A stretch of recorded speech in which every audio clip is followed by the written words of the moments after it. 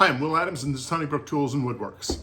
In today's video, I want to do a couple things. I want to give you an update on what's been going on in the shop in the last couple of months because it's been a minute since I posted a video to YouTube. I also have an unboxing I want to do. And I want to share with you some information about my new favorite finishing oil. But first, what's been going on? Where have I been?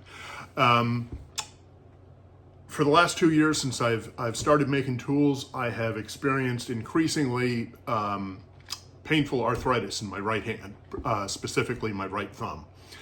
And it was getting to the point where I couldn't work long days, and I was beginning to get concerned that if I didn't do something, my work was going to begin to suffer, and I didn't want to have that happen. So 2 weeks ago yesterday, I had thumb surgery to deal with that. The good news is it is a very, very successful surgery. It's got a high success rate, and I will be back making before I know it. Once I decided to have the surgery, and I realized that I needed to spend as much time as I could in making so that I would have inventory in stock to sell while I'm recuperating. So it was hard to balance doing this with actually making the tools, so the making the tools took the priority. So while I'm recuperating, I'm hoping to get back to some of the series that I talked about, specifically the series on Australian woods. So stay tuned to that. And I'm going to go in a different order than what I said. I have recently started using a new penetrating oil, and it's called Glancy's #1. I love this stuff, and it's not an exaggeration to say that this has been a game changer for my finishing process. And I should also say that I've got no affiliation with Glancy's, with Chase Glancy's Facebook friend of mine. I know him from a lot of the woodworking groups that we're in together, but not sponsored. I'm not being asked to do this. I'm doing it because I think it's important. What do I like about this? Well, unlike some other oils that I've used that I've really liked, this oil takes one coat. One coat and you're done. It's a penetrating oil that fills the pores, and it really brings out the color and the chatoyancy, if you're using a figured wood, incredibly. But what I have found that is even better is because it penetrates and it creates such a nice finish on its own, I have found that applying shellac to my tools is infinitely easier. Take a wood like, well, this. This is one of my walnut marking gauges. Walnut is a fairly porous wood, and in the past it has been a little bit tedious to get a decent shellac finish on these because it just takes so long to build up the finish because the wood just kind of soaks it up. This solves the problem. One coat of this, and literally like the first coat of shellac that I put on, I can already see that it's building up a finish, and it just has made my finishing life so much better. I'll leave a link below to Glancy's #1. I hope you'll take the time to check it out. It's great stuff. Next up, my friend Charlie Earnest, who's a saw maker down in Warwick, Rhode Island, has made a custom saw for me. It just arrived today, and I'm gonna take a minute to do an unboxing video. I gotta move the camera, and I'm gonna give myself a little bit of a head start with the cutting because I only have one hand to cut with. So let me move the camera around. I'll be right back. Okay, so I took the outer packaging off, and now we're gonna break into this. I know what it looks like, and I'll describe it once I get this opened up here.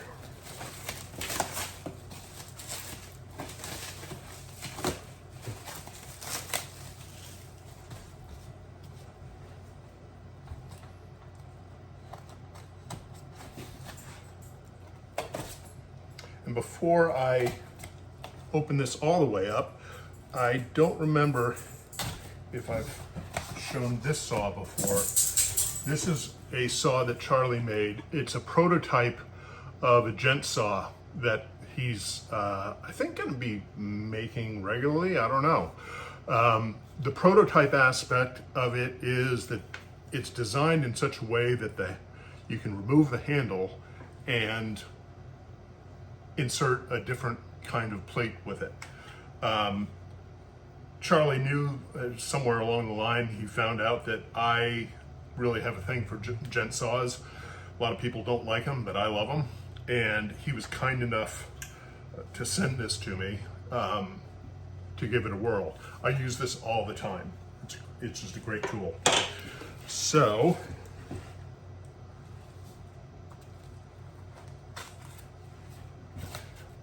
I'm right-handed, so bear with me. All right. Whew. Wow. Wow. This is incredible. The pictures did not do it justice. So this is a half-back saw. And as you can see, he surprised me and engraved my maker's mark on it. And there is his stamp with a double eagle. Now, you've heard me talk about Yeren before, one of my favorite Australian woods, and that's this. Just absolutely gorgeous stuff.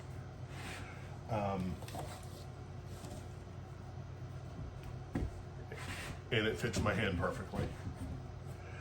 I can't say enough about Charlie's work. His saws are exquisite. Now, I have not done anything with this saw yet. As you can see, I just opened it up. I'm gonna need to adjust the camera a little bit, and I'm gonna give it a whirl with my left hand. Hang on just a second. Okay, so the quickest thing I could find was this little piece of scrap walnut. Now, I just unpacked this. I haven't used it yet.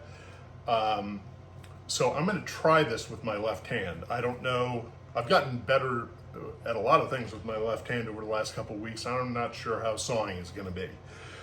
So if there are any difficulties, it's a reflection on the user, not the saw. But let's see what we can do.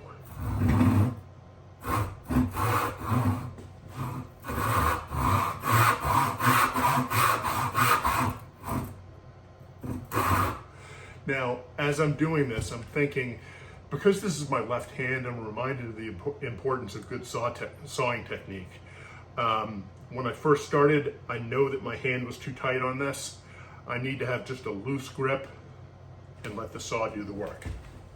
Let's see.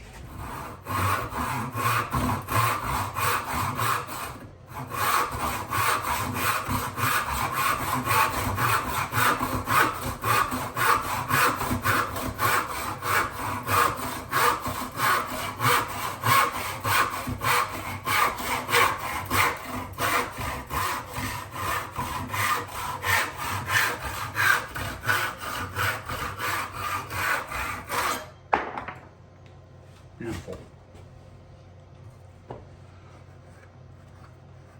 That's just great. I mean, I can't ask for anything more.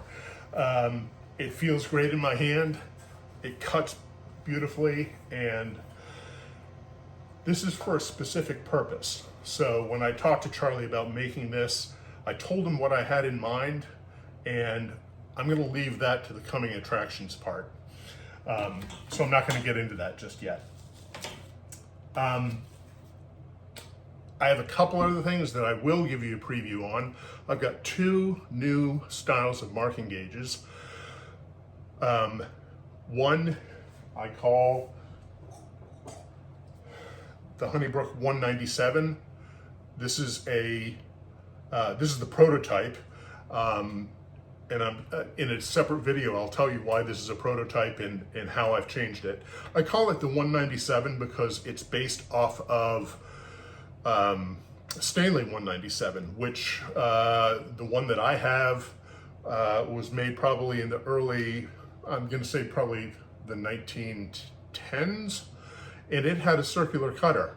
And I had one sitting up here on the shelf for such a long time, and then I just looked at it one day and I said, you know what, I'm going to try that. So these are new, they're live on my website, and I also have, and this is a prototype, the shape of these has gotten a little bit more graceful. This I call the Honeybrook 85.5, and it's so called because the shape of the head is modeled after a vintage Stanley 85.5 panel gauge that I've got. And I'm not sure what prompted me to do this other than, well, no, I think I do know. I've been prototyping a panel gauge and using the 85.5 as a model. And one day I thought, it might be kind of interesting to see if I could make a marking gauge that is inspired by that same shape. Hang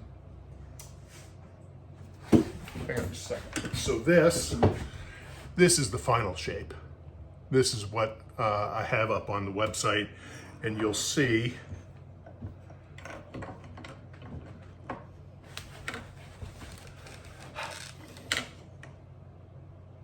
that this has more graceful lines than this does, and this shape just fits in your hand really nicely, if I do say so myself.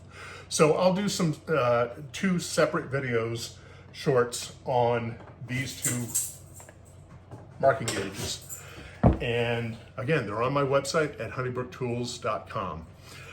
It's good to be back on YouTube, and I thank you for watching.